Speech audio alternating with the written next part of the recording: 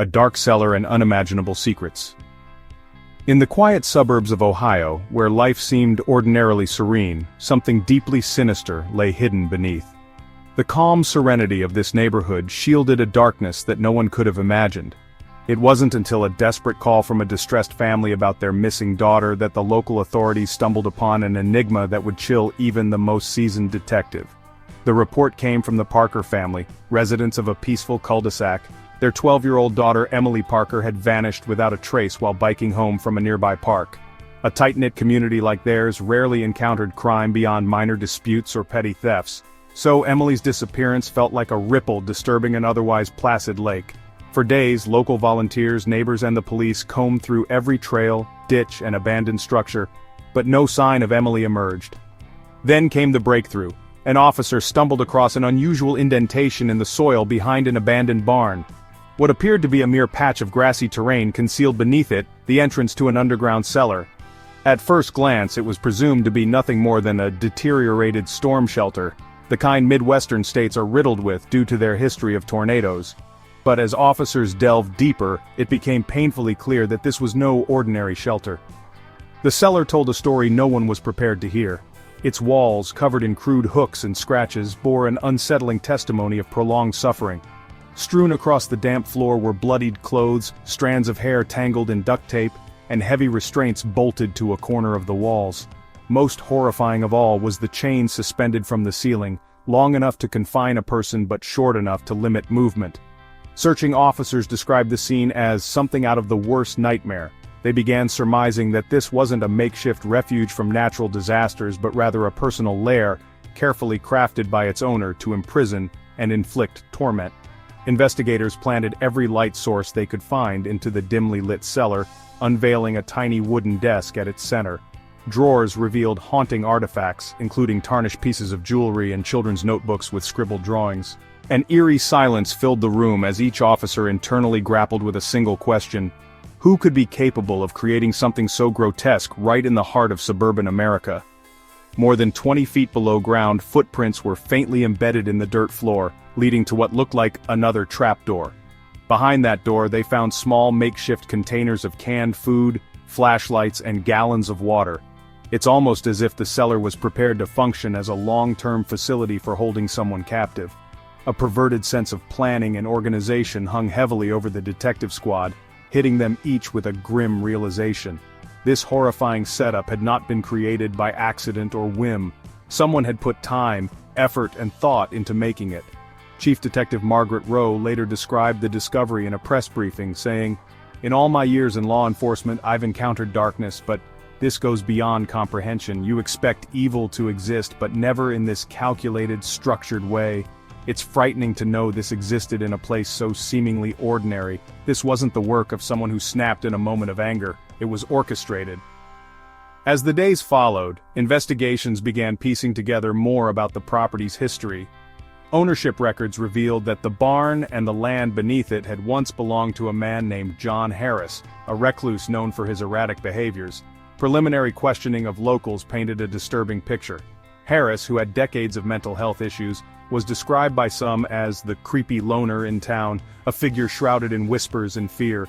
While the barn had been abandoned for years following his eviction due to unpaid taxes, no one had imagined it still held the remnants of his life, or something far worse. The Parker family's once quiet lives were now intertwined in the chaos of what lay ahead. They could barely fathom that an ordinary day spent biking home had plunged their little girl, and their world, into this unbelievable tragedy. The days ahead promised intense investigations, media frenzies, and public uproar. The neighbors who waved at each other over white picket fences and borrowed cups of sugar now shared a growing unspoken fear. If something this vile could occur in their neighborhood, were any of them truly safe? The disappearance of Emily Parker. It was a warm spring afternoon in the quiet suburb of Springfield, Ohio, a day like any other. Emily Parker, a 12-year-old girl known for her infectious laughter and bright, curious eyes, had hopped on her bike after spending an hour at the local park. She waved goodbye to her friends as the sun cast long shadows on the tree-lined streets. Emily never made it home that day. Her family first noticed something was wrong when dinner time came and went without her usual cheerful presence. It wasn't like Emily to miss dinner, especially not without calling. "She's just lost track of time," her mom, Susan Parker, reassured herself at first. But as the hours crept by, worry set in like a cold hand on her heart. Calls to her friends yielded no answers, and no one had seen Emily since she left the park. By nightfall, the Parker household was in full panic mode. The call to the local police came at 10:46 p.m., the voice on the line trembling with desperation. Springfield police responded swiftly, assuring the Parkers they would do everything they could to find Emily. Missing person cases in their small town were rare. Most were resolved quickly, with the child either found at a friend's house or wandering a bit too far in the woods. But something about this felt different. The search begins. The investigation kicked off with a search of the areas Emily was known to frequent. Officers combed through the park where she had last been seen, focusing on the wooded trails that bordered it. Volunteers, family friends, and concerned neighbors joined in, armed with flashlights and a determination to bring Emily home. The scene was a testament to the tight-knit community spirit that Springfield was known for, but despite their efforts, the search yielded nothing. The only clue anyone found was Emily's bicycle, abandoned on the side of a dirt path about 2 miles from her home. It was resting on its side, the shiny pink frame still gleaming in the sunlight. Next to it lay a polka-dot handkerchief, but there were no signs of a struggle. No footprints, no torn fabric, no dropped items. Emily had simply vanished. Detective Robert Casey, a veteran investigator who had seen his fair share of puzzling cases, was assigned to lead the investigation. Standing near the bike, he felt a wave of unease he couldn't quite shake. "This isn't a case of a kid getting lost," he muttered to his partner. "Someone took her." The community rallies. As news of Emily's disappearance spread, Springfield transformed almost overnight. Posters with Emily's smiling face were plastered on every lamppost, grocery store window, and community bulletin board. Local businesses chipped in with funds to support search efforts, and volunteers poured in from surrounding towns. News vans parked along the usually quiet streets, turning the neighborhood into a media circus. Susan and David Parker, Emily's parents, appeared on national television pleading for their daughter's safe return. Their voices cracked under the weight of their emotions as they held up photos of Emily. "She's just 12 years old," Susan said, tears streaming down her cheeks. "She has so much life ahead of her. Please, if anyone knows anything at all, come forward. She's our baby." Yet as days turned into weeks, the leads dried up. Tips flowed in, some credible, most not, but none of them led to Emily. Each new theory raised hope, only for it to be dashed when the trail inevitably went cold. Psychic mediums, armchair detectives, and conspiracy theorists began offering their unsolicited assistance, adding chaos to an already intricate case. While some locals clung to hope, a dark cloud of fear began to settle over Springfield. Secrets emerge. As detectives retraced Emily's steps that afternoon, they started piecing together small but significant details. Interviews with park-goers revealed that Emily had been seen talking to a man near the picnic benches. According to a witness, a mother of 2 who had taken her children to the park, Emily seemed hesitant, cautious even. "It didn't look like she knew him very well," she told police. "She kept looking around like she wasn't sure what to do." This lead brought a renewed sense of urgency. Who was this man? Why had he approached Emily? A sketch artist worked with the witness to create a composite drawing of a thin, middle-aged man with unkempt hair and glasses. The police circulated the sketch, but identifying him proved to be a monumental challenge.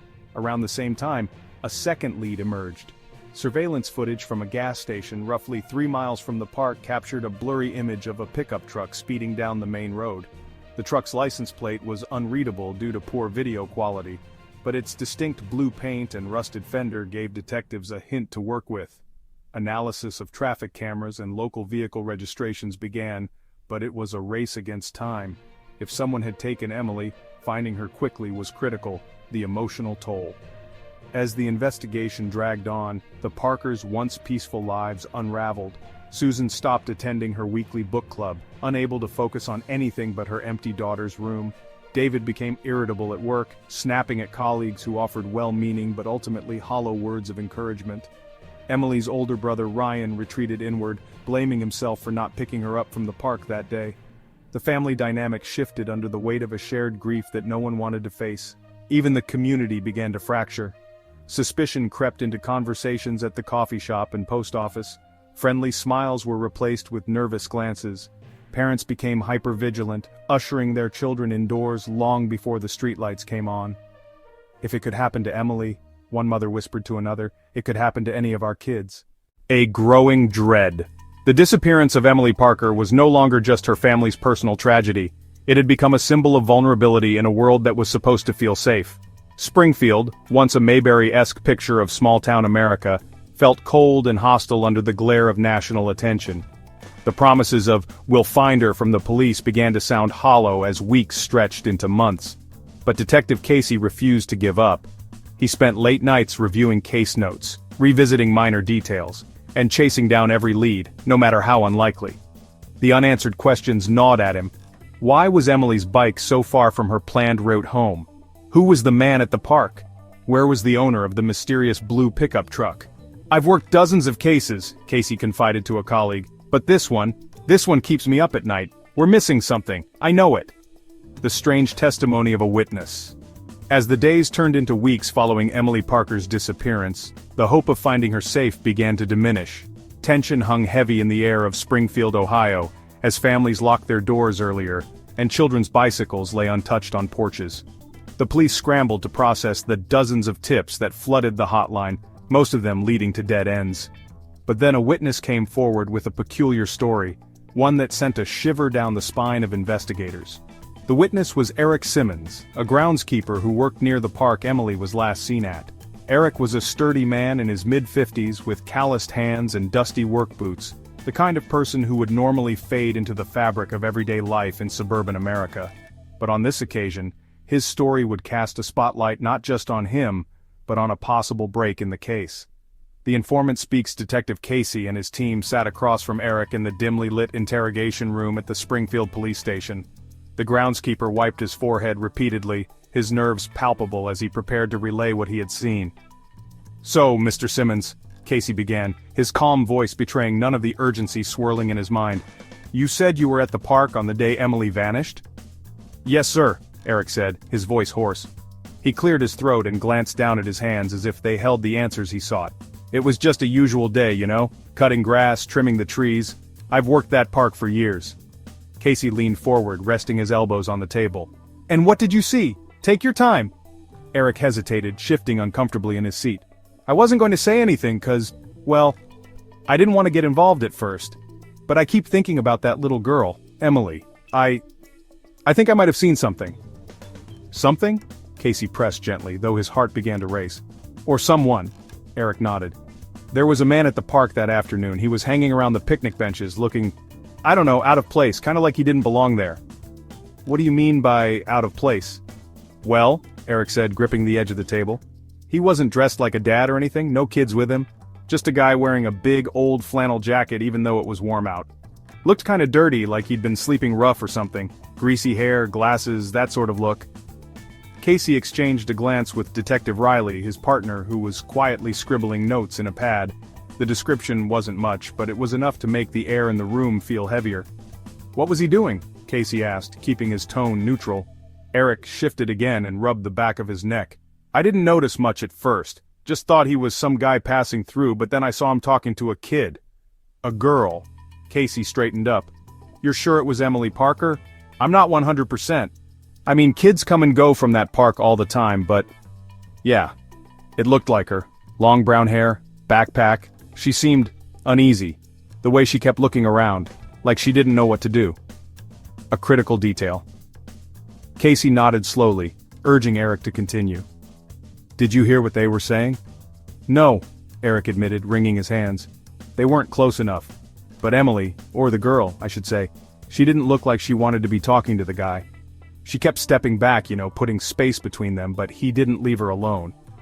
"Anything else about him stand out?" Casey asked, his knuckles turning white as he gripped his pen. Eric thought for a moment.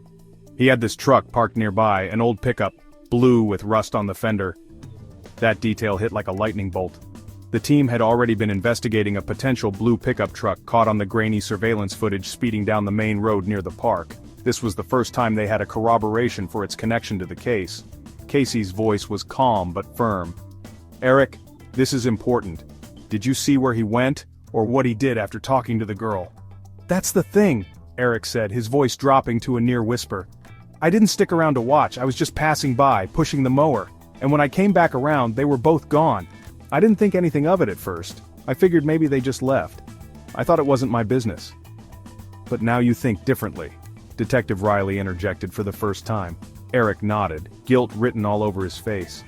It's been eating at me ever since I saw her face on the news. I mean, I've got grandkids her age. If something happened to them, I'd want somebody to say something, even if it's small. Casey stood up and placed a hand on Eric's shoulder. You did the right thing coming forward. That detail about the truck could be the break we needed. Piecing the puzzle together. Back in the bullpen, Casey gathered his team to review the witness statement. It's not much, Riley said, thumbing through the case file. A man in a flannel jacket with a rough appearance, an old blue pickup with rust. That could describe half the men in rural Ohio. True, Casey replied. But this guy isn't one of the crowd. He's a loner. He had no reason to be at the park, no kids, nothing tying him to that spot, other than Emily. He approached her, and that's not behavior we're going to ignore. The team immediately began running the description through databases, narrowing their search to individuals with past offenses involving children or suspicious activities. They also scoured local DMV records for blue pickups registered in the area, focusing on older models that might match Eric's description. It was like finding a needle in a haystack, but Casey and his team weren't about to give up. The weight of regret. Meanwhile, Eric Simmons left the station with a heavy heart. Though he'd finally told the truth, his mind was plagued with regret. What if he had done more that day, stopped mowing the lawn, stepped in, or confronted the man? Would it have made a difference? Would Emily Parker be home with her family instead of being the center of an increasingly desperate search? He drove home in silence, the radio off, his face set in a grim frown. In a town as small as Springfield, the ripples of tragedy didn't just touch the immediate victim, they spread like a cold wind, chilling everyone they reached. A chilling possibility. Detective Casey couldn't shake Eric's description of Emily looking uneasy.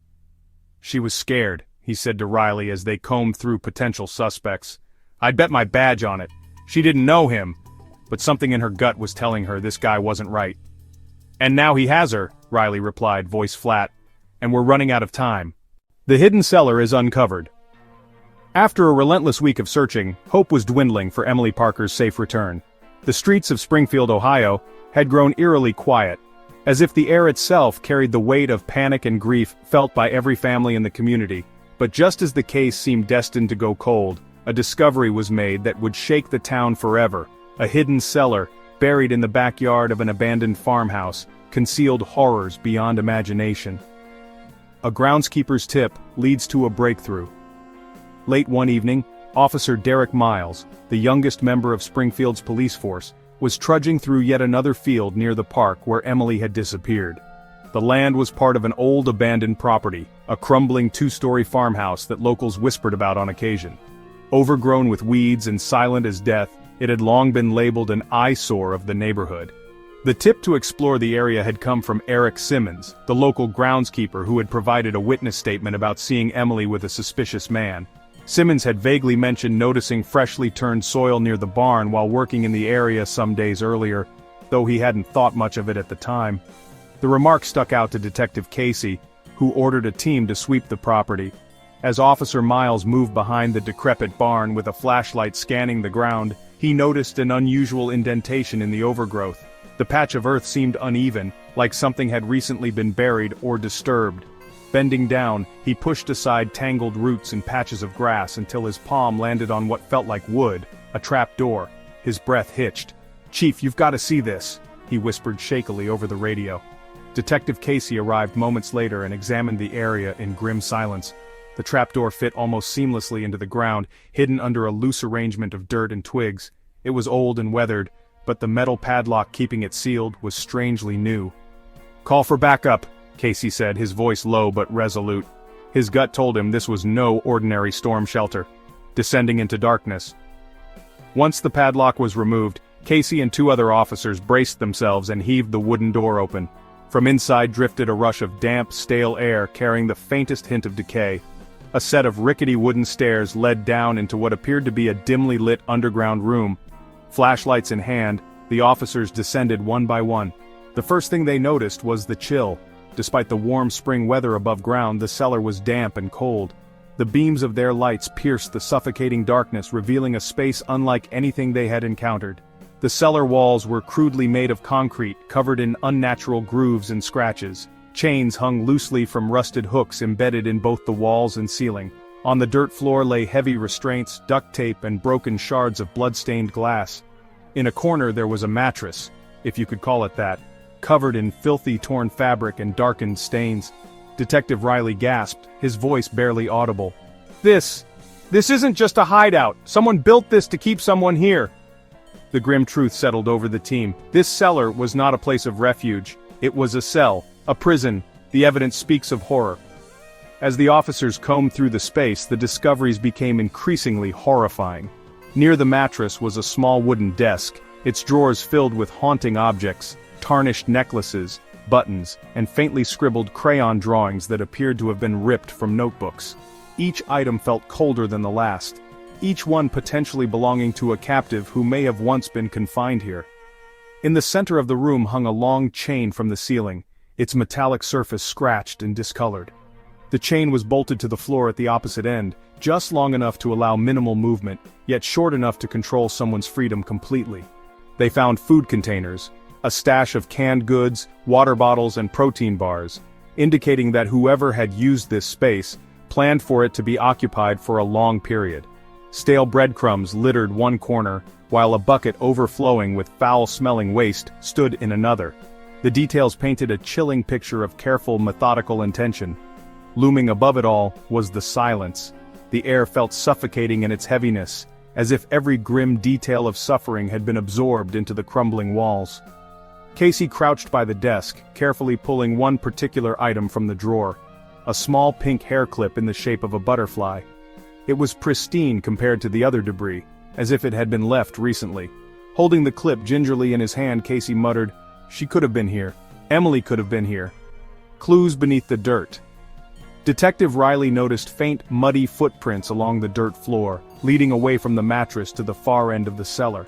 He carefully followed them, flashlight guiding the way, until he found another trapdoor embedded in the ground.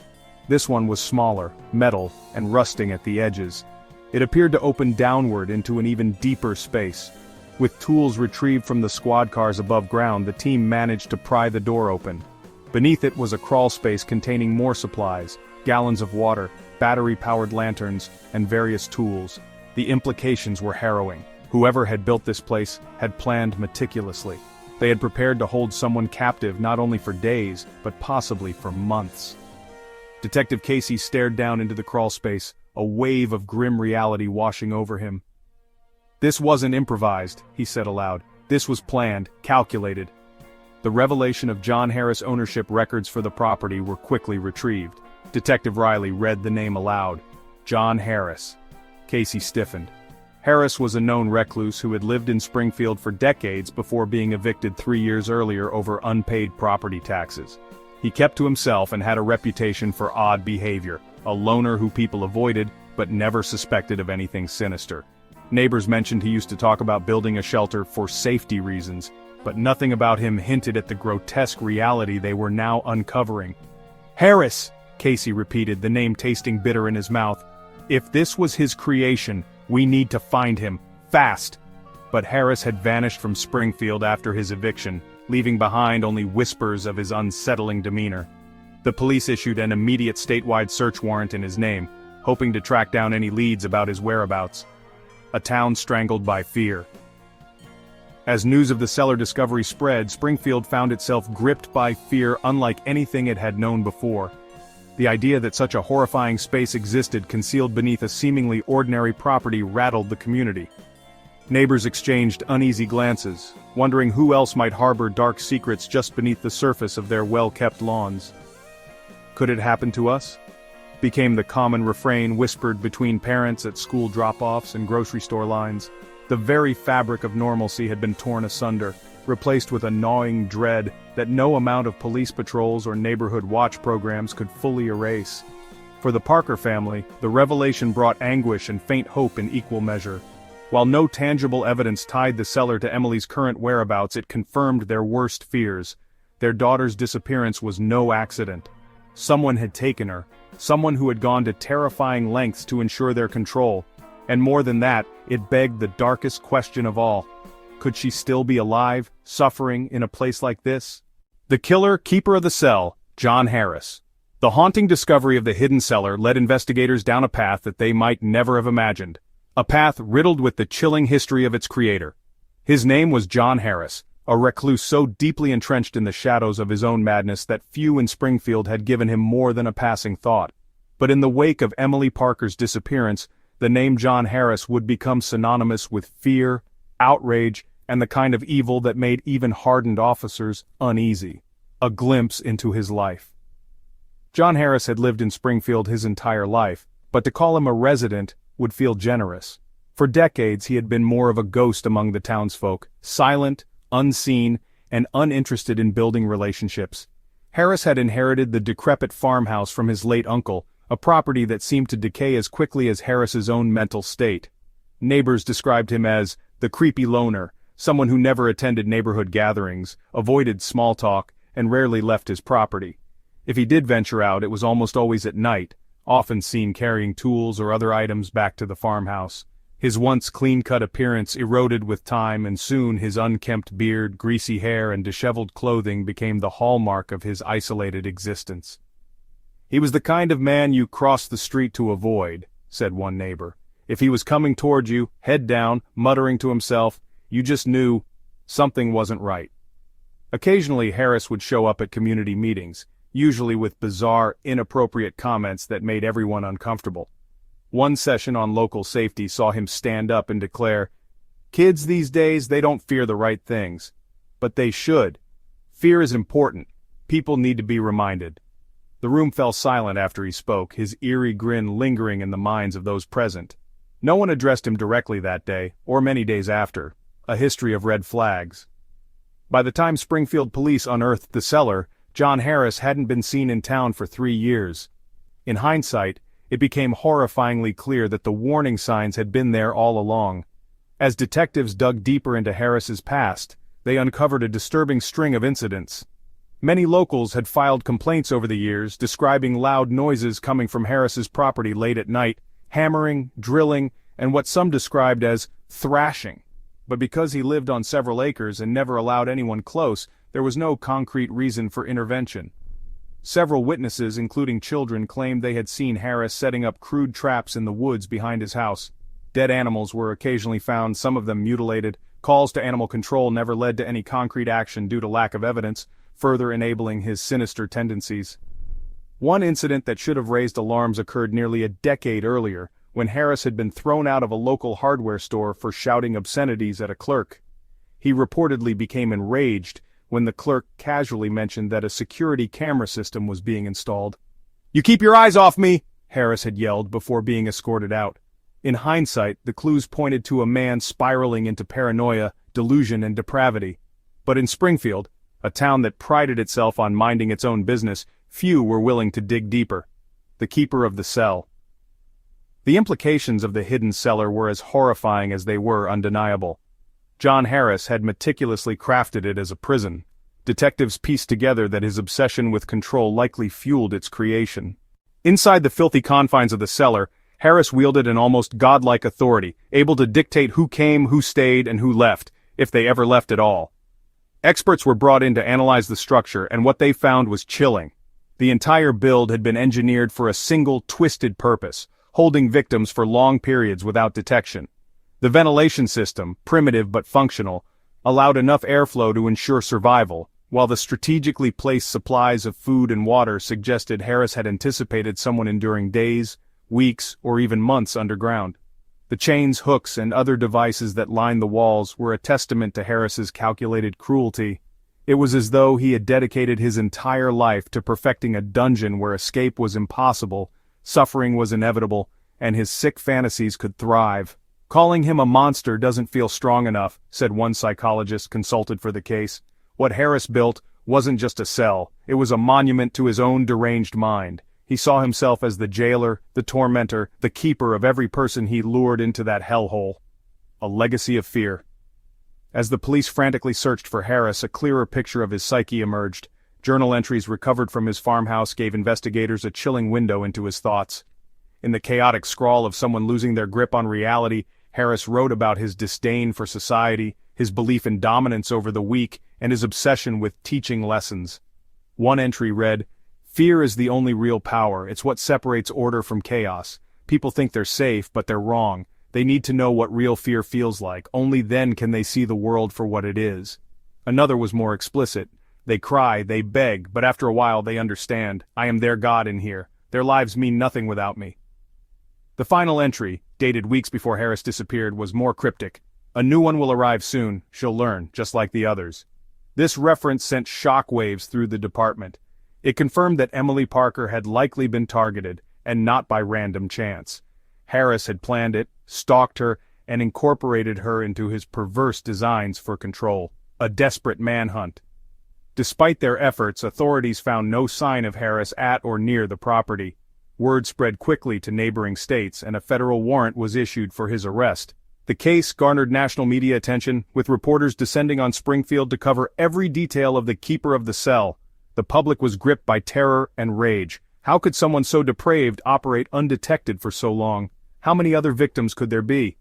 Every town, every community began to see Harris-like figures in the faces of their reclusive neighbors, questioning for the first time what might lie behind the closed doors of the loners they had ignored. The ghost of Springfield. 3 years of distance between Harris and his last known residence had made the trail cold, but Detective Casey remained undeterred. Harris isn't invincible, he told his team. The man's careful, sure, but he'll mess up eventually. People like him always do. The search for Harris became a full-scale operation. Alongside the public's growing fear, there was also a glimmer of hope. If Harris had kept Emily alive for this long, then maybe, just maybe, she still had a chance. But the clock was ticking, and the more the investigators learned about John Harris, the clearer it became. The deeper they dug into his mind, the darker the story grew. Serial case, The Missing Women. As the investigation into Emily Parker's disappearance unfolded, the scope of John Harris's terror widened in ways no one had predicted. What began as a frantic search for a missing 12-year-old soon unearthed connections to an alarming series of disappearances in Springfield and the surrounding areas. Harris wasn't just a loner with an unsettling demeanor, he was something far worse, a methodical predator who had managed to evade suspicion for years. Pieces of a grotesque puzzle began to come together, revealing that Emily Parker was not his first victim, or his last known target. Instead, she was part of a sinister pattern that left several families shattered, and a community grappling with the horrifying realization that something truly evil had been lurking beneath the surface all along. A troubling pattern emerges. Detective Casey and his team had long suspected that Emily's case was no random abduction. The discovery of Harris's hidden cellar and the damning evidence within it only strengthened their belief that there was a darker truth yet to be uncovered. As they pored over local police files from the last 15 years, a disturbing pattern began to emerge. Missing women, often overlooked because they didn't fit the typical narrative of what would spark a media frenzy. Each case on its own had felt like an isolated tragedy. But when viewed together, the chilling commonalities became impossible to ignore. Each of the women came from vulnerable backgrounds. They were often loners, women living on the edge of society, or individuals estranged from family and friends. Single mothers, women with unstable jobs, or those grappling with addiction were among the list. Their isolation made them prime targets, people whose absences didn't send shockwaves through their communities immediately. Every one of the missing women had vanished within a 50-mile radius of Springfield. Small-town parks, grocery store parking lots, and jogging trails became the haunting backdrop of their last moments. No major struggles, no car chases, no police shootouts.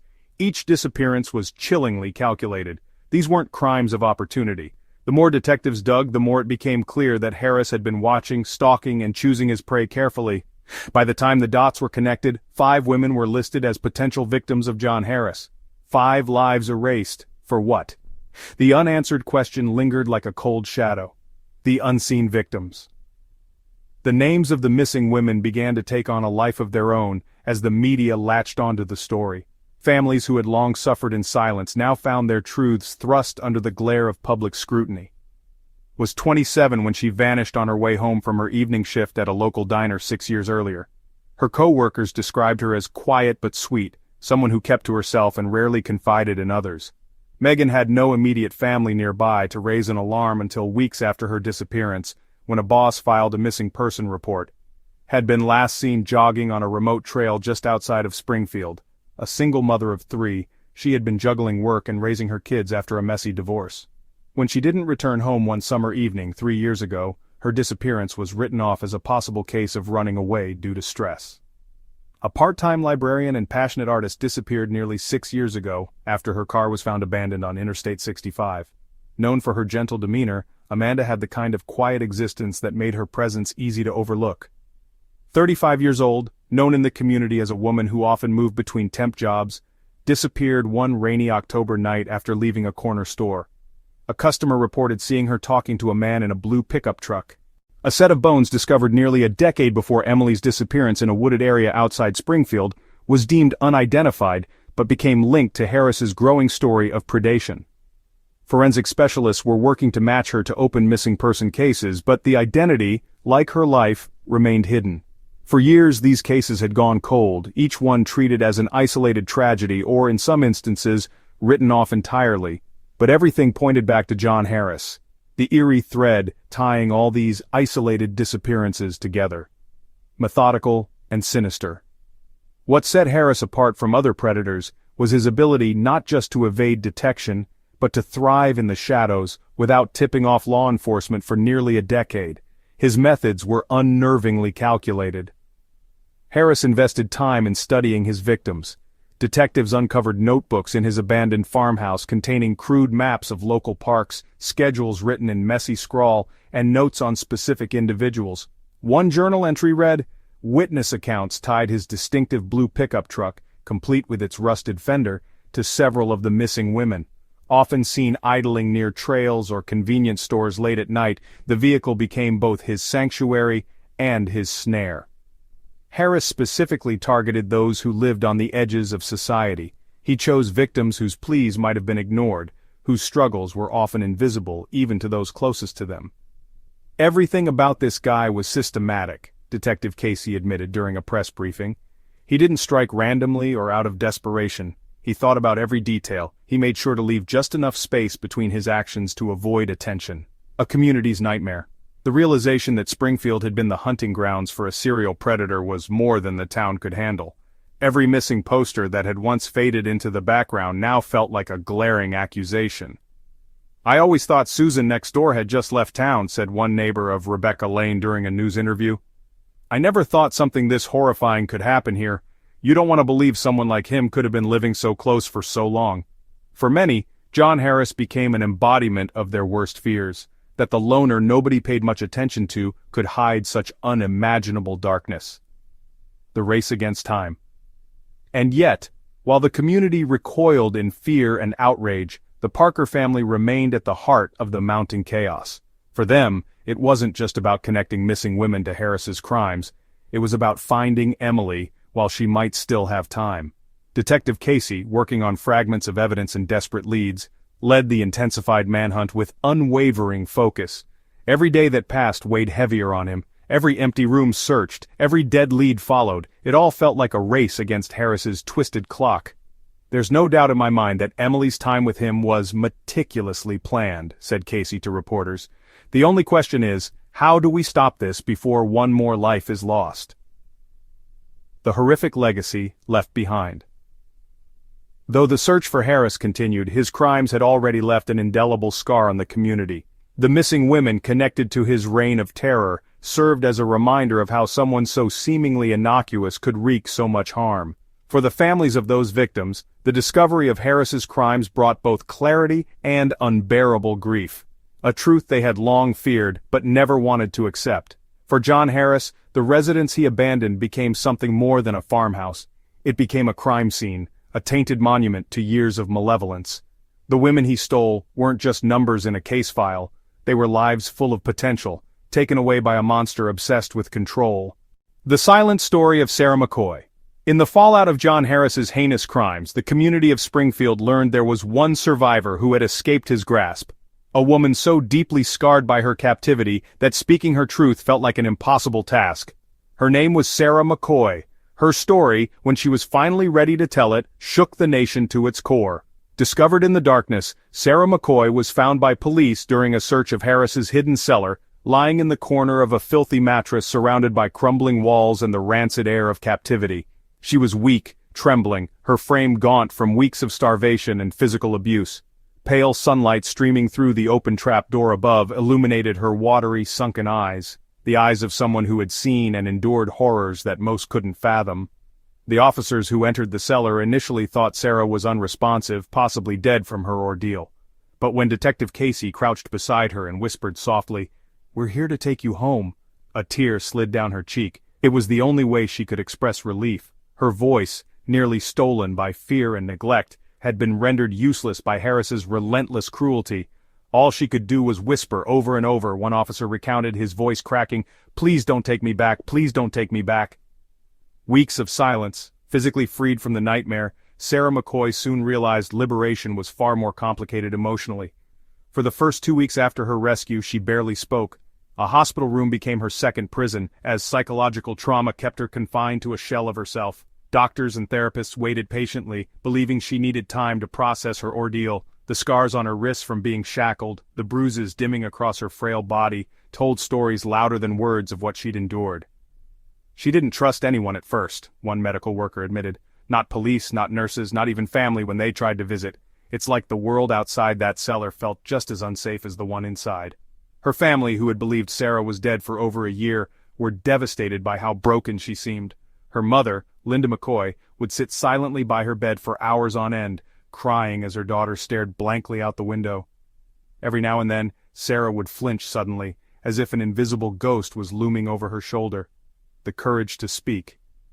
It wasn't until her third week in recovery that Sarah uttered her first words to a therapist, breaking a silence that had followed her since her rescue. Her voice was barely audible, but its trembling tone spoke volumes about her inner torment. "It wasn't just him," she said. "It was the cellar. That place. It was alive." The phrase puzzled her caretakers, but it was a crucial moment. Sarah was ready to begin her story. And as days passed, she slowly unburdened herself of the dark truths that had haunted her. Her words poured out in disjointed fragments, pieces of a nightmare puzzle that sent shivers through all who heard them. Her captivity. Sarah recounted the first moments she met John Harris. One cold October evening, she had stopped at a gas station on her way home from work. Harris had parked his infamous blue pickup truck beside her car, offering to help when she struggled with a flat tire. His demeanor had been calm, even kind. But it wasn't kindness. It was a calculated performance. Moments later, she felt a sharp pain in her neck as he jabbed something into her skin, a mystery substance that blurred her vision and stole her strength. The next thing she remembered was waking up in total darkness. Chains bit into her wrists, and the air reeked of mildew and rot. Both the physical pain and the suffocating fear told her she wasn't alone anymore, not in the way anyone desires. "It was like being buried alive," she told Detective Casey during one of their first interviews. "You breathe, and you think maybe there's air, maybe you'll survive, but all you feel is the weight. The weight of knowing you're trapped. The monster she came to know." For weeks, Harris kept Sarah confined in his nightmarish underground prison. He controlled her every aspect of existence, her food, her water, her very sense of time. When he descended the stairs, she could hear his heavy boots clanging against the wooden steps. Sometimes he would hum a tune. That was almost worse than silence, she told investigators. Harris tormented her, not only physically but psychologically. He would sit by the desk in his ramshackle dungeon, sipping coffee as though the scene were normal. He asked invasive, bizarre questions about her childhood, her fears, and even her dreams. Sarah suspected he wasn't collecting this information for small talk. It was his way of learning how to break her. "Every time he spoke to me," she admitted, "I felt smaller, weaker. He wanted me to know I didn't exist to the world anymore. He said, 'You're mine now, nothing outside of this matters.'" The forbidden rules. The most chilling detail of Sarah's recounting was Harris's assortment of rules. On her second day of captivity, he'd left a note scrawled in jagged handwriting pinned to the wall. It read, 1. No questions. 2. No crying. 3. Obey. 4. Silence when I'm gone. Failure to abide by these rules meant punishment. And punishment, as Sarah painfully described, wasn't something she could easily define. Sometimes it was withholding food for days, sometimes it was psychological. A brutal soliloquy where Harris told her she was forgotten. A ghost no one would care to find. But sometimes it was worse than either. "He liked control," Sarah said during one particularly emotional session with Detective Casey. "Not just of me, but of everything around me. Even the air felt like it belonged to him. Her escape, though Harris had believed himself to be invincible, it was his own sick planning that ultimately led to Sarah's survival.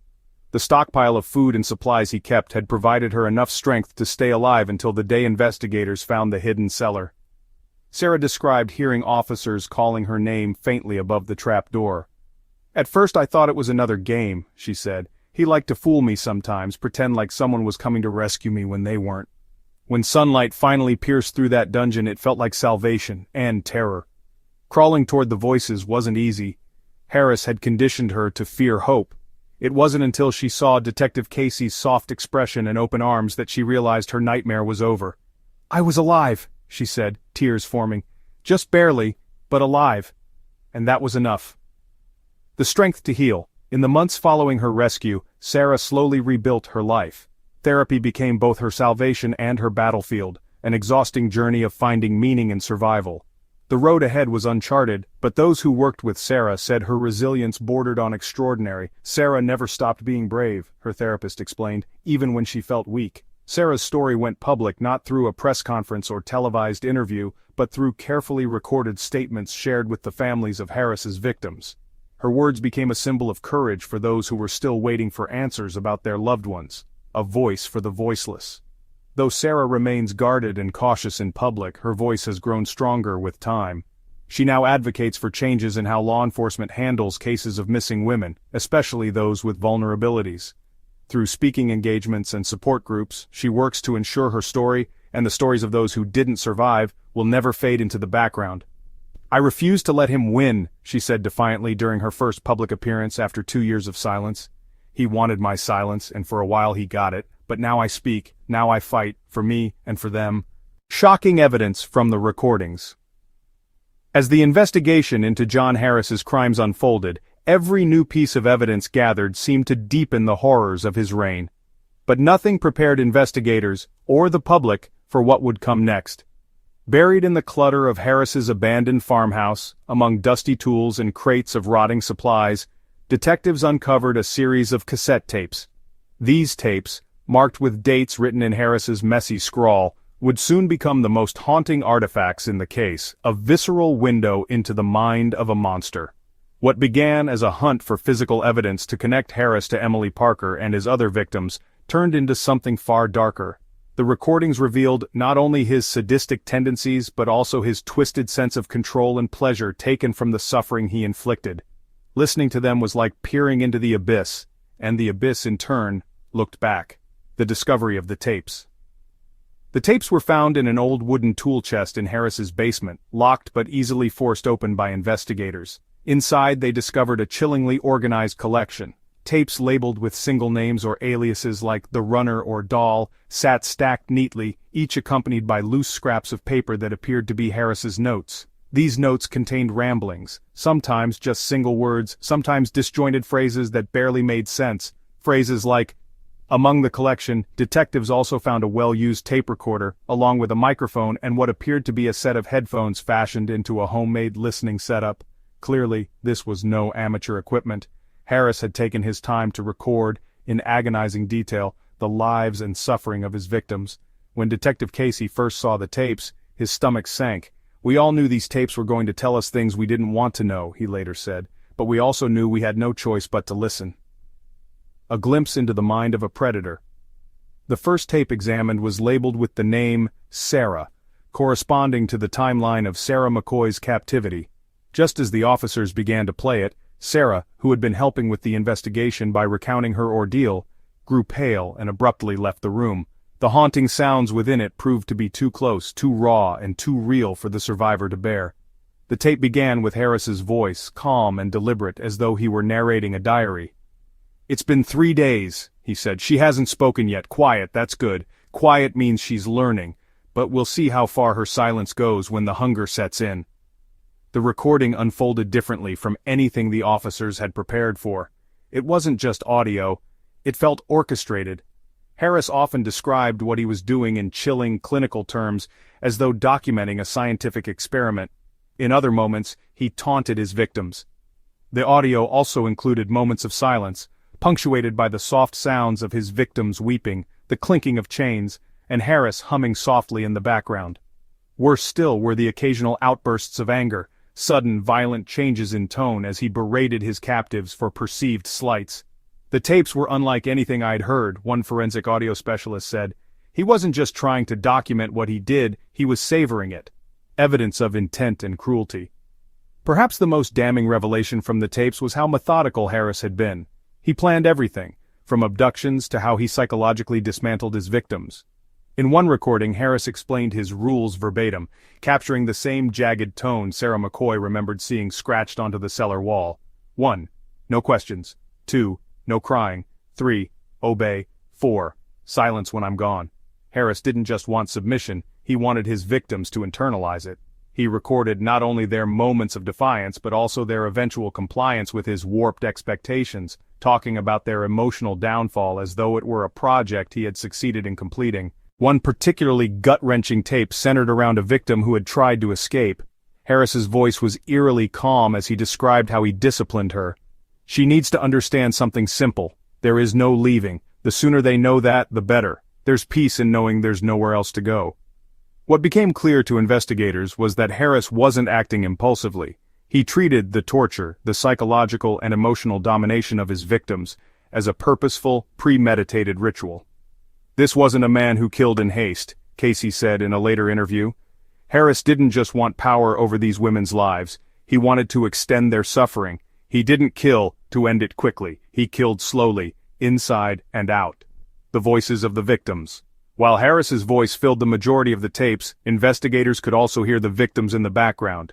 Quieter recordings caught the sounds of their desperation, their cries for help, their pleas for mercy, their heartbreaking attempts to bargain for freedom. Please, I have a daughter. Let me go, and I swear I won't tell anyone. You don't have to do this. Please, please. Is someone coming? Please, is someone coming for me? Every whispered plea and strangled sob added to the weight of what detectives were uncovering. Harris often ignored them entirely, but occasionally would respond in mockery or chilling indifference. In one audio recording with Sarah, he coolly replied, "No one hears you down here but me. Stop wasting your voice. You'll want it later." Perhaps the cruelest recordings revealed Harris's use of false hope. He would pretend to leave the cellar door slightly ajar or generate the sound of footsteps overhead, giving his captives the impression someone might rescue them, only to return and crush their fragile optimism. A nation reacts to the horror. When news of these tapes broke, the public reaction was swift and fierce. Media outlets described the recordings as evidence that shook even seasoned investigators to their core. Editorials demanded answers, not only about how Harris had evaded detection for so long but also about how someone could embody such depths of depravity. Advocates for victims of abuse spoke out, pointing to the tapes as a reminder of how dangerous predators operate in silence and how society frequently neglects the vulnerable. Vigils were held in several towns where Harris's victims had gone missing, each candle symbolizing a voice that had been silenced by his cruelty. The Parker family, though still desperately hoping for word of Emily, released a heartfelt statement. This evidence proves that John Harris was not just a killer, he was a man who robbed the world of joy, love, and humanity. We hope that in sharing these truths, we can help ensure no one else suffers as these women did. The weight of listening. For detectives and prosecutors tasked with reviewing the tapes in their entirety, the experience left permanent scars. "I've been in law enforcement for 2 decades, one investigator revealed, his voice heavy. "I've seen some bad things, but listening to those tapes, that haunts me. Some nights, I still hear Harris's voice in my head." The tapes would become pivotal evidence in Harris's eventual trial, showcasing not only the atrocities he committed, but also his understanding of his actions. His voice was unrepentant, calm, deliberate, sadistic, but they were also something else, a testament to the bravery of the women whose voices, though filled with pain, refused to be silenced entirely. Amid the horrors captured on those cassettes, their humanity still shone through. As Casey later reflected, "Those tapes were his sick legacy, but what I try to remember are the voices of the victims, human, scared, and full of fight. Even in their darkest hours they were stronger than he could ever imagine being." Shocking evidence from the recordings. As the details of John Harris's crimes began to ripple through Springfield and beyond, they ignited a firestorm in the national media, sparking public outrage and unease that refused to quiet down. What started as a seemingly isolated case of a missing girl had rapidly spiraled into one of the most devastating crime stories of the decade. Journalists, advocacy groups, and millions of ordinary citizens wrestled with a chilling reality. This wasn't just about one town or one predator, but a system that allowed someone like Harris to evade justice for so long. It became clear almost overnight. John Harris wasn't just Springfield's monster anymore. He became America's nightmare. The media descends on Springfield. The moment the hidden cellar was discovered and Harris was named as the prime suspect, Springfield transformed from a quiet Midwestern town into a chaotic hub for journalists and news crews. Television vans lined the streets, their satellite dishes pointed skyward, as reporters from every major network jostled for space on the sidewalks outside the courthouse and police station. Microphones were thrust into the faces of neighbors, victims' families, and anyone who had the misfortune of ever living near Harris. "It was like the circus came to town," remarked one local diner owner, visibly annoyed by the swarm of cameras outside her window. Reporters were everywhere, asking about Harris, about Emily, about every time someone's dog had gone missing for the last 10 years. National news networks dedicated entire segments to the case, complete with eerie reenactments, ominous music, and slowly zooming black and white photographs. Headlines screamed phrases like, "Every detail, no matter how minor, was magnified 100-fold. The public craved answers to questions that no one, not even the police, could fully answer. How did Harris manage to live undetected for so long? How had the authorities failed to connect the dots between the disappearances? And most painfully, how many more victims might still be out there?" Families in the spotlight. For the families of the missing women and girls, the sudden attention brought a conflicting mix of emotions. On one hand, the media attention was desperately needed. It forced the nation to confront the reality of these crimes and pushed law enforcement to intensify their efforts to bring Harris to justice. On the other hand, the relentless curiosity of reporters felt deeply invasive. David and Susan Parker, Emily's parents, became a symbol of the family's endurance. They appeared on every major news program, their voices trembling but resolute, as they pleaded for the safe return of their daughter. At a particularly emotional interview on Good Morning America, Susan held up one of Emily's favorite stuffed animals. "This is who Emily is," she said through tears. "She isn't just the girl who went missing. She's bright, loving, and she's coming home. Whoever is responsible for this, we won't stop until she's safe." In contrast, some families, particularly those whose relatives had gone missing years earlier, found themselves placed in an insurmountable struggle between hope and grief. "When something like this happens," Megan Hartley's sister told a reporter, "you start to think, am I supposed to be thankful that people are paying attention now, or am I supposed to be angry that it took this long?" Public outrage boils over. It didn't take long for the story to move beyond sensational headlines into heated debates about accountability, safety, and systemic failure. Social media platforms exploded as users expressed their anger and heartbreak under hashtags like #Justice for Emily, #StopTheMonsters, and #NeverAgain. Many criticized law enforcement for failing to solve the earlier disappearances. "This could have been stopped," one viral post read, accompanied by photos of Harris's victims. How many people have to disappear before someone connects the dots? How many lives lost because no one took these women seriously? There was also mounting fury toward the legal and mental health systems. Advocates cited Harris's well-documented erratic behavior and moments of public outbursts as warning signs that were ignored for years. "The red flags were there," tweeted one prominent criminal psychologist. "We need better systems to track and intervene with individuals showing signs of dangerous behavior." Protests erupted not just in Springfield but in several cities across the United States.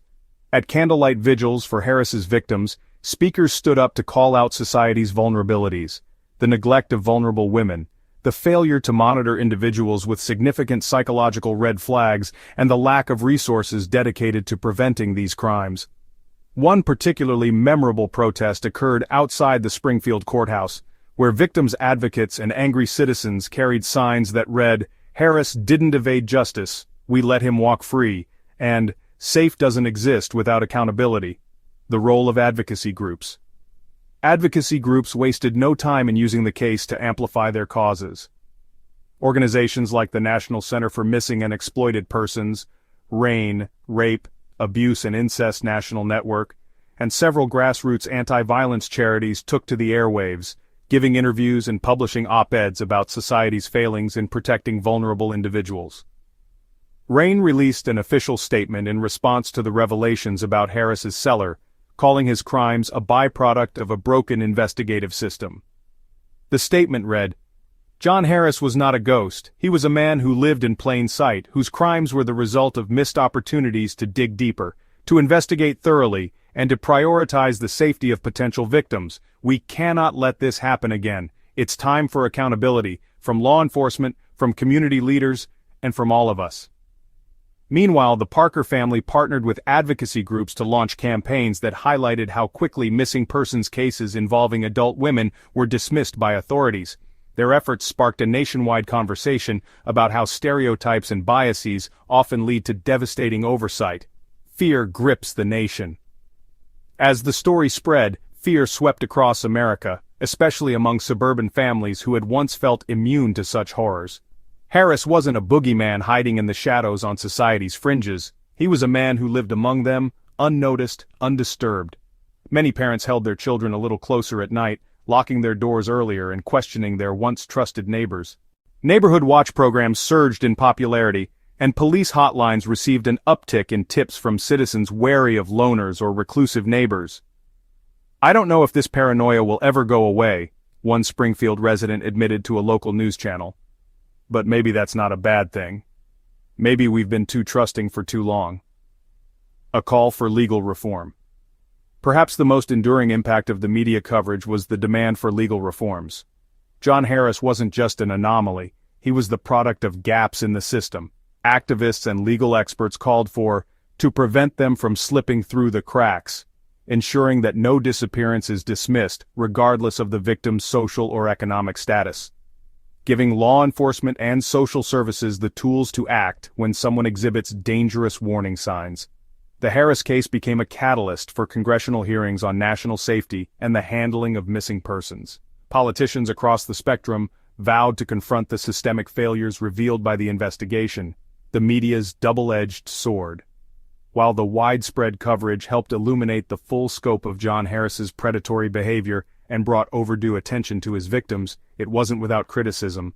Some accused networks of exploiting tragedy for higher ratings, sensationalizing the case to the point of dehumanizing those involved. Clips of reporters camped outside victims' families' homes sparked backlash online, with viewers condemning what they saw as an invasion of privacy.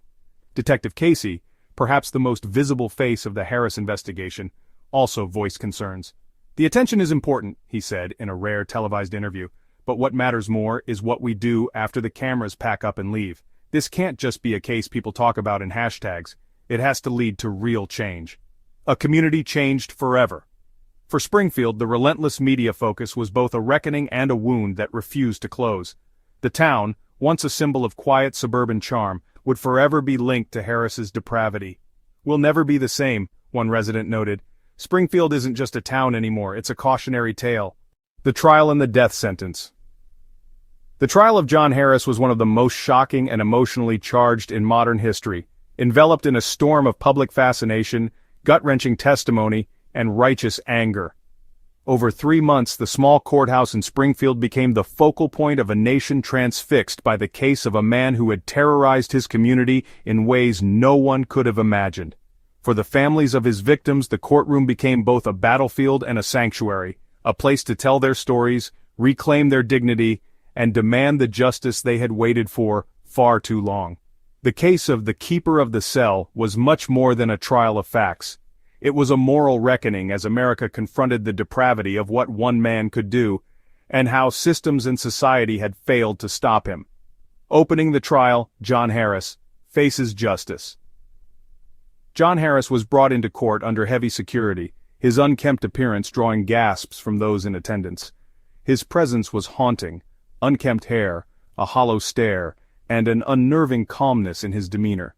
To the families of his victims and the wider public, he was not just a defendant, he was the physical embodiment of evil. Prosecuting attorneys spared no time in painting Harris as a cold, calculating predator who had carefully engineered the suffering of his victims. They brought forward physical evidence uncovered during the investigation, including the tapes, the meticulously designed cellar, and the sickening journal entries Harris had kept, chronicling his actions like a mad scientist observing an experiment. This man didn't just kill, he captured, he tormented. He destroyed these women and their families piece by piece, day by day, Chief Prosecutor Amanda Rayner said during her opening statement. This wasn't a moment of rage. This wasn't an impulsive crime. John Harris committed premeditated acts of evil, driven not by need but by a desire to play God over the lives of innocent people. Meanwhile, the defense team, the same public defenders assigned to Harris to ensure due process, focused not on his innocence, but on his state of mind. They argued that Harris was a deeply troubled individual, driven to his crimes by mental illness and paranoia. John Harris is a man whose mind betrayed him, they claimed. He is not rational and he is not representative of humanity as we know it. It was a defense that did little to sway the court or the public. The jury's eyes, much like the eyes of everyone else in the room each day, were drawn to Harris himself. The lack of remorse, the absence of emotion, it was as if he simply didn't care. The victims speak from beyond the grave.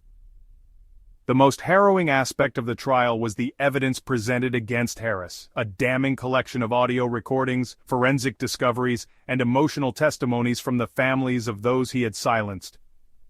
Portions of the infamous tapes were played in the courtroom, and the raw, horrifying nature of the recordings left even the most seasoned legal professionals visibly shaken. Jurors squirmed in their seats as they heard Harris's cold, calculating voice echoing through the courtroom speakers. His taunts were chilling, but the faint cries and pleadings of his victims, their desperation and humanity, are what truly broke the room's collective heart. One juror later admitted, "I couldn't get their voices out of my head. You're supposed to stay impartial, but how can you? Those were real people. Real pain." The families of the victims had their opportunity to speak, recounting not only the heartbreak of losing their loved ones but also the unrelenting weight of not knowing what had happened to them for so long. "I spent years wondering if Megan was out there, if she was cold, if she was hungry, if she was alive," said Sharon Hartley, the sister of one of Harris's victims. "Now I know. I know what he did to her, and I will never forgive myself for not protecting her." David Parker, Emily's father, broke down on the stand. "Every day, I think about how I could have stopped it. One different choice and maybe she'd be here now, but then I remember, it's not my fault. It's his. It's all his." The shocking moments in trial. The trial wasn't without drama. One of the most shocking moments came when Harris himself requested to testify. Against the advice of his legal team, he took the stand, sparking a media frenzy that led to an overflow crowd waiting outside the courthouse. His testimony wasn't an apology, it wasn't an explanation, it was a chilling glimpse into a warped and unrepentant mind.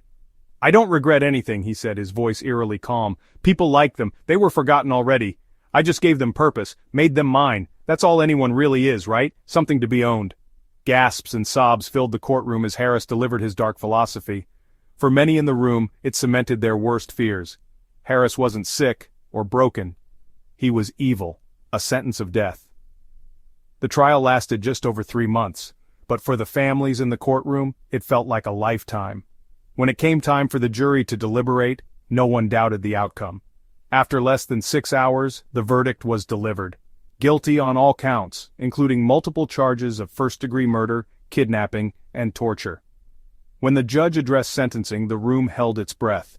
It was clear that there was only one thing the families and community wanted: a death sentence. "This court finds you, John Harris, guilty of crimes that strip away the very essence of humanity," the judge declared. "Your actions were premeditated, methodical acts of cruelty, deserving of the harshest penalty allowable under the law. Therefore, I sentence you to death by lethal injection." For the families in attendance, it was not a victory, but it was justice. Holding photos of their loved ones, some wept openly, while others sat silently in remembrance. "We lost so much," said Rebecca Lane's brother Mark. "This doesn't bring her back, but it's something. It's accountability." A nation debates the verdict. The death sentence sparked immediate and widespread debate across the country. For many, the punishment was both appropriate and necessary. Social media lit up with messages like, "Finally the justice system worked," and "Evil like John Harris deserves only one ending." But opponents of the death penalty questioned whether killing Harris would truly bring closure to the families or help prevent future crimes. Executing Harris doesn't fix the systemic failures that let him kill in the first place, one commentator argued. We need to focus on reform, not retribution. For the families of Harris's victims, the debates often felt hollow and disrespectful. People want to argue about what's right or wrong, said Emily's mother, Susan Parker. But they didn't live through this, they didn't lose what we lost. For us this isn't about politics. It's about knowing he will never hurt anyone again. A dark legacy. As John Harris awaits execution on death row, his name continues to cast a shadow over Springfield. For the families, the trial represents the beginning of a long journey toward healing. For the town, it is an enduring reminder of how one man's darkness can devastate an entire community. Detective Casey, reflecting on the trial years later, remarked, "It wasn't about punishment, not really. It was about making sure those women and those families had their day. His crimes were designed to silence them forever. The trial was about giving them their voices back." Questions about oversight negligence. In the aftermath of John Harris's conviction and death sentence, a dark cloud of unanswered questions loomed over the investigation and the justice system as a whole. As the painstaking details of Harris's crimes came to light, so too did a troubling realization: many of his heinous acts could have been prevented. The case didn't only reveal the depths of Harris's depravity, it also illuminated the gaps, oversights, and negligence within the societal systems meant to protect the vulnerable. Advocates, the public, and even law enforcement officials began to ask uncomfortable but essential questions. How did someone like John Harris live undetected? Despite so many red flags, how did he manage to abduct multiple women over years without raising significant alarms? Most importantly, what role did systemic failures play in allowing him the freedom to commit his atrocities? A pattern of missed warnings. One of the most shocking revelations in the Harris case was the abundance of red flags that had appeared over the years, and how consistently they had been ignored or downplayed. Harris had a history of aggressive behavior and erratic outbursts dating back nearly 2 decades. Neighbors reported multiple instances of Harris threatening them or damaging property during disputes. One Springfield resident recalled Harris's disturbing reaction after a dog urinated on his lawn. He didn't just yell, they said. He grabbed a shovel and started swinging it at the dog and screaming that people needed to respect his space. Despite repeated complaints to local authorities, none of these incidents resulted in serious investigations or intervention beyond warning letters or minor fines. Several neighbors had witnessed Harris setting up traps in the woods around his farmhouse. Over the years, animal carcasses had been found in the area, some of them gruesomely mutilated.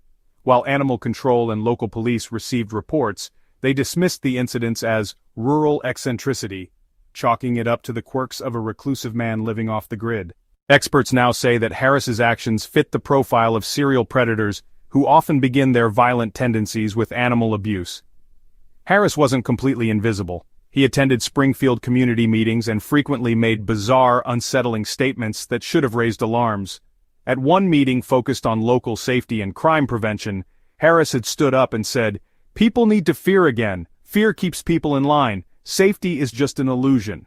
The room had gone silent, and after a few uncomfortable glances, the meeting moved on without addressing his comment. In hindsight, this statement alone was a chilling preview of his mindset: the system's lapses. When activists and investigative journalists began digging into the case after Harris's arrest, they uncovered a series of systemic failures that highlighted how easily vulnerable individuals can fall through the cracks. 1. Lack of follow-up on missing persons cases. Harris preyed on women who in many cases had been overlooked by society: single mothers, women with histories of substance abuse, or those estranged from their families. These factors made them easy targets because law enforcement often dismissed their disappearances as likely voluntary. In multiple missing persons cases tied to Harris, initial investigations were superficial at best. When Lisa Morales, a single mother, failed to return home from a jog, her family reported her missing within 24 hours. Police waited 2 weeks to assign a detective to her case. By that time, any potential evidence had long since disappeared. The Morales family was told maybe she just needed a break, leaving her children to grow up without answers until Harris's arrest brought her horrifying fate to light. When Rebecca Lane vanished, a witness reported seeing her speaking with a man in a blue pickup truck. This detail, had it been thoroughly investigated, could have linked Harris to Rebecca's disappearance years earlier. Instead, police filed the sighting as insufficient evidence and failed to pursue it further. 1. Inadequate monitoring of high-risk individuals. Harris had been on law enforcement's radar several times over the years, but there was no mechanism in place to meaningfully track or monitor his activities. Following his eviction from his farmhouse due to unpaid property taxes, Harris disappeared from official view. Records show no follow-up on his whereabouts despite multiple complaints about his erratic behaviors and prior incidents. Experts have criticized the lack of a formalized system to track individuals who exhibit warning signs of potentially dangerous behavior. Criminal psychologists argue that Harris displayed classic indicators of escalating violence, yet none of these were acted upon in a meaningful way. 2. Underfunded local resources. Springfield, like many small towns in America, struggled with underfunded law enforcement and social services. Missing persons divisions were overstretched, courts were overwhelmed, and mental health resources were minimal. Officers handling many of the missing women's cases juggled upwards of 20 open investigations at once, leading to delays and oversights that Harris exploited. The cost of complacency. For many in Springfield, the realization that Harris could have been stopped brought guilt and a profound sense of failure. "We all knew he was odd," one neighbor said. "But odd isn't a crime, right?" People told themselves he was just a recluse and left it at that. Others blamed broader societal failures. "This wasn't just on the police," said a local activist. "This was on all of us. Nobody spoke up when things felt off. Nobody pushed harder when these women went missing. We were too comfortable assuming bad things couldn't happen here." For the families of Harris's victims, these failures felt particularly searing. Megan Hartley's sister Sharon grew emotional in a televised interview when asked about the system's lapses. "Megan deserved better. All of these women did. How do you let someone like him slip through the cracks? How do you not see what's right in front of you?" A catalyst for change. The outrage surrounding these unanswered questions became a powerful call to action. Across the country, advocates and policymakers began demanding reforms aimed at preventing another case like Harris's from happening again. Among the most urgent recommendations proposed, 3. Advocacy groups pressured lawmakers to pass legislation standardizing how missing persons cases are handled to prevent disparities based on socioeconomic status or perceived credibility of the victim. Proposals included mandatory searches within the first 48 hours of a report and escalating resources for cases involving high-risk individuals. 4. Legislators proposed expanded programs to monitor individuals flagged for violent or erratic behavior. While concerns about privacy arose, advocates emphasized the need for balanced oversight to prioritize public safety. 5. Grassroots organizations urged states and the federal government to allocate greater funding to understaffed police departments and social services in rural areas like Springfield. "We need officers who aren't too overwhelmed to pay attention," said one protest leader at a vigil for Harris's victims. A lesson and a warning. The system's failures in the Harris case served as both a hard lesson and an urgent warning. While Harris himself will never again harm another soul, the systemic issues that allowed his atrocities to unfold remain grave concerns for communities across the nation. "I believe in accountability," Detective Casey told reporters after Harris's sentencing. "Harris is accountable for his crimes, but we as a society are accountable too, for the times we missed the signs, for the victims who could have been saved." As Springfield attempts to heal, the scars of what went wrong endure. For the families and their advocates, the hope is clear that these failures lead to progress and that no other town ever has to learn this lesson the hard way. Because the real tragedy, they say, would be allowing John Harris's crimes to fade into the fabric of the past without making the changes needed for a safer future. A society's awakening. The crimes of John Harris weren't just a tragic anomaly, they became a glaring reflection of the vulnerabilities embedded within society itself. His twisted actions didn't take place in isolation. They were enabled by gaps in the systems meant to protect communities, a permissive culture of ignoring warning signs, and the collective human tendency to look away from the unthinkable. In the aftermath of his conviction, the ripple effects transcended Springfield, igniting nationwide conversations about responsibility, vigilance, and the fragility of perceived safety. 5 people lost their lives, 2 narrowly escaped, and countless families were shattered by Harris's horrors. His story was not just a harrowing account of the darkness within a single man's soul, it was a societal wake-up call. It forced people to confront the question that lingered long after the trial had ended. Could this have been prevented? The social blind spots that made it possible. The story of John Harris embodied the worst-case scenario of what happens when complacency, systemic failings, and cultural indifference meet a predator with unfathomable resolve. The acceptance of the creepy loner myth. John Harris lived as an outsider in Springfield for years without much scrutiny. Neighbors dismissed his erratic behavior as the quirks of a reclusive man who kept to himself. He was described as strange, unsettling, even dangerous at times. But society has long maintained a tendency to avoid confrontation with people who don't fit the mold of normalcy. "I think we all just assumed someone else would deal with it if something was really wrong," one Springfield resident admitted. "He creeped us out, but that doesn't mean you call the police. You kind of just hope he's harmless." This myth of the harmless loner, a dangerous stereotype often romanticized in popular culture, allowed Harris to exist under the radar while he meticulously planned his crimes. Few asked deeper questions when he made public, troubling comments about control and fear. Few pressed authorities to investigate his increasingly bizarre and escalating behaviors. He was isolated, yes, but his isolation became everyone's excuse to disengage. The ignored vulnerability of his victims. Harris targeted women floating on the edges of society, single mothers, women struggling with addiction, individuals without strong community ties. These women didn't fit the cultural narrative of ideal victims and were thus inconsistent blips on law enforcement's radar. Their disappearances were often categorized as voluntary absences or lifestyle choices rather than the red flags they should have been. "Society failed these women long before John Harris even entered their lives," said activist Amanda Riles, speaking at a protest in Springfield following his trial. "We failed to notice when they needed help. We failed to advocate for them when they vanished. And ultimately, when tragedy struck, people failed to care enough to demand answers." The invisibility of Harris's victims, both before and after their attacks, exposed a deep bias in how society views human worth. If these women had been from wealthier backgrounds or stronger community ties, would their disappearances have been treated with more urgency? The uncomfortable answer echoed across the nation: the role of fear and willful blindness. Fear is a natural response to predators like John Harris, but in the case of Springfield, fear manifested in counterproductive ways.